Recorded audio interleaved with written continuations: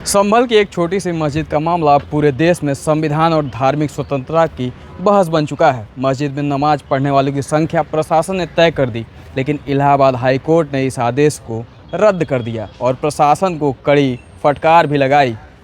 अब सवाल यह है कि क्या प्रशासन धार्मिक अधिकारों में दखल दे सकता है, और आखिर हाई कोर्ट में ऐसा क्या कहा गया कि ये पूरा मामला पूरे देश में चर्चित हो गया। इस पर हम विस्तृत बात करेंगे। आपको बता दें कि यह मामला उत्तर प्रदेश के संभल जिले का है। हयात नगर गांव में करीब 2700 लोग रहते हैं। गांव में 450 वर्ग फीट की एक मस्जिद है जहां गांव के लोग नमाज पढ़ते हैं, लेकिन पिछले साल पुलिस ने आदेश दिया एक समय में सिर्फ 5 से 6 लोग ही नमाज को पढ़ेंगे और कुल मिलाकर 20 लोगों की सीमा तय कर दी गई। प्रशासन का इस दौरान तर्क था कि अगर ज़्यादा लोग आए तो कानून व्यवस्था बिगड़ सकती है, लेकिन गांव के मुनाजिर खान ने इस आदेश को चुनौती दी। उन्होंने इलाहाबाद हाई कोर्ट में एक याचिका दायर की। याचिका में उन्होंने कहा कि रमज़ान का महीना चल रहा है और लोगों को मस्जिद में नमाज पढ़ने से रोका जा रहा है। यह धार्मिक स्वतंत्रता का उल्लंघन है। मामले की सुनवाई हुई। जस्टिस अतुल श्रीधरन और जस्टिस सिद्धार्थ नंदन की बेंच में इस मामले की सुनवाई हुई और कोर्ट ने प्रशासन से पूछा कि आप किस कानून के तहत नमाजियों की संख्या तय कर सकते हैं। दोनों पक्षों की दलील सुनने के बाद हाई कोर्ट ने एक अहम फैसला सुनाया।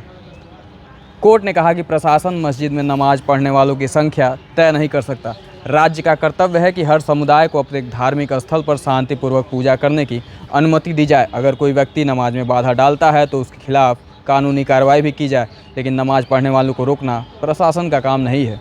कोर्ट ने संभल के डीएम और एसपी पर भी सख्त टिप्पणी की। कोर्ट ने स्पष्ट कहा कि अगर प्रशासन को लगता है कि वे कानून व्यवस्था नहीं संभाल सकते तो उन्हें तत्काल इस्तीफा दे देना चाहिए या फिर ट्रांसफ़र ले लेना चाहिए। इस मामले में एक और दिलचस्प तथ्य सामने आया। प्रशासन के रिकॉर्ड के अनुसार मस्जिद जिस ज़मीन पर बनी है उसका गाटा नंबर 291 है और दस्तावेजों में यह ज़मीन मोहन सिंह और भुराज सिंह के नाम पर दर्ज है। यानी कि मामला अब सिर्फ नमाज का ही नहीं रह चला है, बल्कि ज़मीन के अधिकार से भी यह मामला अब जुड़ चुका है। बात की जाए संभल के प्रशासनिक व्यवस्था की तो संभल के डीएम डॉक्टर राजेंद्र पैसिया हैं और जिले के एसपी के बिश्नोई हैं। दोनों अधिकारियों का प्रशासनिक कैरियर काफ़ी मजबूत माना जाता है, लेकिन इस मामले में हाईकोर्ट की टिप्पणी ने बहस को और तेज कर दिया है। अब इस पूरे मामले में 3 बड़े और अहम सवाल निकल के सामने आ रहे हैं। पहला सवाल कि क्या प्रशासन कानून व्यवस्था के नाम पर धार्मिक स्वतंत्रता को सीमित कर सकता है। दूसरा सवाल कि क्या धार्मिक स्थलों पर प्रशासनिक नियंत्रण बढ़ रहा है। और तीसरा और अहम सवाल कि क्या यह मामला सिर्फ एक ज़मीन विवाद है या फिर धार्मिक अधिकारों से जुड़ा हुआ